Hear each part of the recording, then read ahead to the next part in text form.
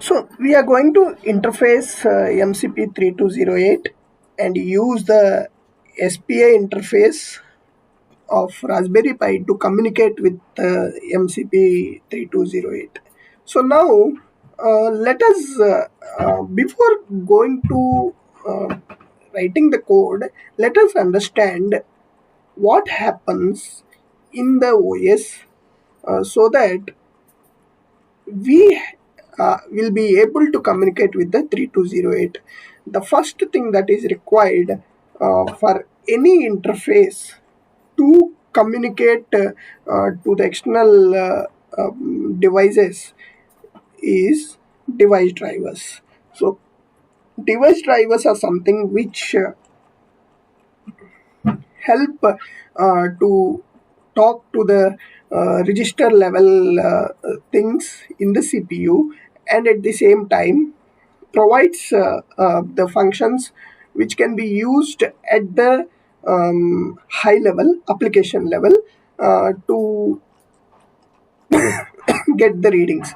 So now, before going to the device driver, where does device driver lie, and what is its role? So first thing, if we see, we have a processor core, right? And then we have something called kernel in operating system.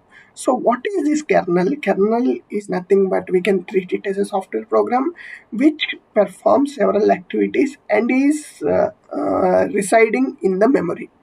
Okay, so this will help us patch up the communication between external interface and the hardware registers of the CPU. So the ground level thing happens on the processor because of this kernel, a very important role. Now, what does kernel do? Kernel performs several activities, like it does have device drivers, it has process management, it does memory management activities, and apart from this, any system related communication that is happening will happen through the kernel.